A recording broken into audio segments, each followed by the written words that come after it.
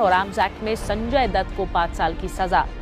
मेरा बेटा कोई गुजरा हुआ वक्त नहीं है जो लौट कर वापस नहीं आ सकता।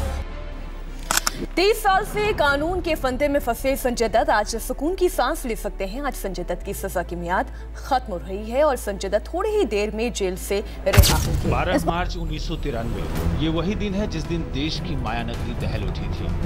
भारतीय इतिहास का वो दिन जिसने देश में आतंकवाद की नई परिभाषा कर दी।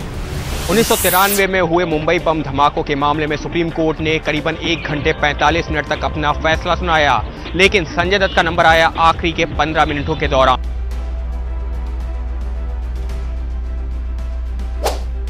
বলিউডের ইতিহাসে এমন কয়েকজন তারকা আছে যাদের জীবন কাহিনী থ্রিলিং, সাসপেন্স এবং রহস্যকরী আর নাটকীয় সিনেমার চাইতেও কোনো অংশে কম নয়। আর যে নামটি সবচাইতে রহস্যময়, আলোচিত এবং বিতর্কিত, আর তাদের মধ্যে একজন হলেন সঞ্জয় দত্ত। গ্ল্যামার, সফলতা, অন্ধকার এবং আবারও পুনর্জন্ম, এবং তার জীবনের প্রতিটি অধ্যায় মানে নতুন নতুন গল্পের সূচনা। আর আজকের ডকুমেন্টারি ভিডিওতে আমরা এক্সপ্লেন করবো এমন একটি মানুষের গল্প যে তার ভুল, নেশা, অপরাধ, প্রেম এবং জেলের মধ্যে দিয়ে তৈরি হয়েছে এক কিংবদন্তি।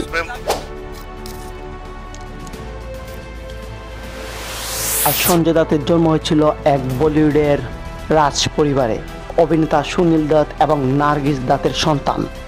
কিন্তু এই রাজ পরিবারের ঠেক এবং আলো বাতাসের জন্মালেও তার জীবন কাহিনী ছিল একটি বিভ্রান্তিকর ছায়া, বন্ধুদের ভুল প্রভাব এবং অধিক স্বাধীনতা, সাথে মানসিক চাপ তাকে নিয়ে যায় অল্প বয়সে এক অন্ধকার জগতে, যা তার জীবনকে দীর্ঘদিন অন্ধকারে আবদ্ধ রাখে। সঞ্জয়ের নেশাযাত্রা শুরু হয়েছিল খুবই সাধারণভাবে। প্রথমে লুকিয়ে লুকিয়ে সিগারেট খাওয়া, তারপরে অ্যালকোহল গ্রহণ করা, কিন্তু সে ধীরে ধীরে বন্ধুদের মাধ্যমে প্রবেশ করে চলচ্চিত্রের অন্ধকার দিক, পার্টি এবং এক ডার্ক কালচারে, যেখানে ছিল নেশাই করা বিনোদনের কেন্দ্রবিন্দু। আর তার ব্যবহারের তালিকায় ছিল হাশিশ, গাঁজা, বিভিন্ন ধরনের স্ট্রং পাটিয়ালা, 5 সিগারেট, মাঝে মাঝে LSD এবং স্টিমুল্যান্ট। শুরুটা ছিল কৌতূহল, কিন্তু তা খুবই তাড়াতাড়ি রূপ নেয় ভয়ঙ্কর নেশাতে। মানসিক চাপ, আবেগের অস্থিরতা এবং ব্যক্তিগত শূন্যতা পূরণের লোকে একমাত্র ড্রাগ হয়ে ওঠে তার ভরসা। পরিবারের সাথে দূরত্ব, আচরণের পরিবর্তন, ডিপ্রেশন, সবকিছু মিলে তার জীবন ক্রমশ ভেঙে পড়ে। পরিবারের উদ্যোগে সঞ্জয় দত্তকে পাঠানো হয় যুক্তরাষ্ট্রের একটি রিহাবে, আর সেখান থেকে শুরু হয় তার জীবনের সবচেয়ে কঠিন পরীক্ষা, ডিটক্স, কাউন্সেলিং, থেরাপি এবং আত্মনিয়ন্ত্রণের লড়াই। প্রথম কয়েক মাস ছিল তার জন্য অত্যন্ত কঠিন।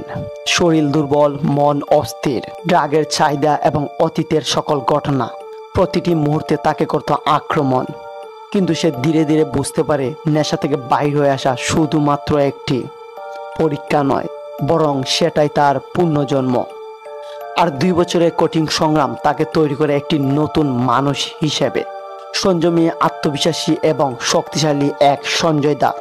আর রিহাব থেকে ফিরে সঞ্জয় দত্ত আবার বলিউডে পা রাখেন। আর প্রথম দিকগুলোর মধ্যে ছিল রকি 1981 সালে।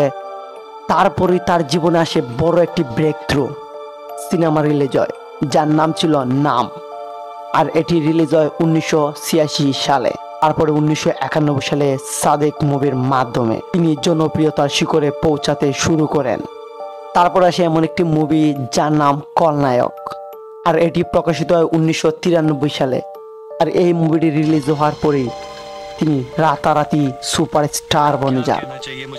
আর খলনায়কের একটি সংলাপ ছিল এমন, নায়ক নয়, খলনায়ক আমি। আর এই সংলাপ পুরো ভারতকে আলোড়িত করে দেয়। ক্যারিয়ারের সফলতার শিখর স্পর্শ করার সময় ছিল তার জীবন পুরোটাই অস্থির। সফলতা, প্রেম, বিচ্ছেদ এবং মানসিক চাপ সবই চলছিল তার জীবনের একসঙ্গে। তারপরে আসে তার জীবনের কালো অধ্যায়, 1993 সালের মুম্বাইয়ের ব্লাস্ট। আর এটি ছিল ক্যারিয়ারের সবচাইতে অন্ধকার দিক। 1993 সালে মুম্বাইয়ের সিরিজ বোমা হামলায় পুরো ভারতবর্ষকে কাঁপিয়ে দেয়। আর তদন্তে উঠে আসে আন্ডারওয়ার্ল্ডের নাম। আর সেই তালিকায় ছিল সঞ্জয় দত্তের সুপরিচিত কয়েকজন মুখ। আর এই প্রেক্ষাপটে সঞ্জয় দত্তের বাসা করা হয় তল্লাশি। পরবর্তী তল্লাশিতে তার বাড়ি থেকে পাওয়া যায় AK-56 রাইফেল এবং অনেকগুলো এমও। তারপরে সঞ্জয় দত্তকে চাঁদা আইনের মাধ্যমে গ্রেফতার করা হয়। এই মুহূর্তে পুরো দেশ হতবাক।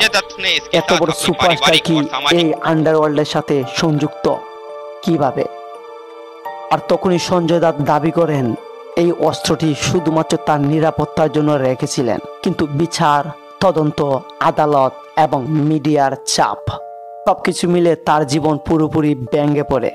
আর এই অধ্যায়ে তার মানসিক শক্তি এবং আত্মবিশ্বাসের পরীক্ষা সবচাইতে বড় পর্যায়ে গিয়ে দাঁড়ায়। গ্রেপ্তার থেকে জেল, তারপরে বিচারের দীর্ঘ বছর, তার জীবনে অন্ধকার আরেকবার ফিরে আসে। কিন্তু সঞ্জয় দত্ত আর ভেঙে পড়েননি।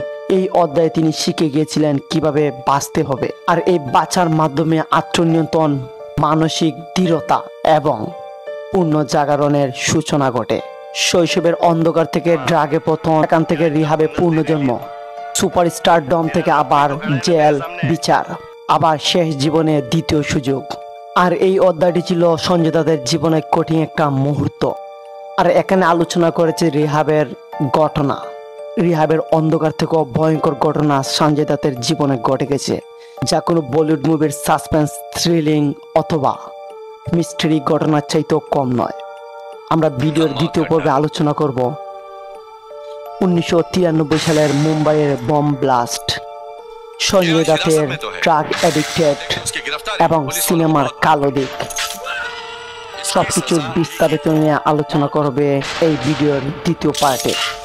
এই অধ্যায়টি ছিল খুবই সাধারণ, কিন্তু তার চাইতে ভয়ঙ্কর, থ্রিলিং, সাসপেন্স এবং মিস্ট্রি ডকুমেন্টারি হতে চলেছে এই ভিডিওর সেকেন্ড পার্ট।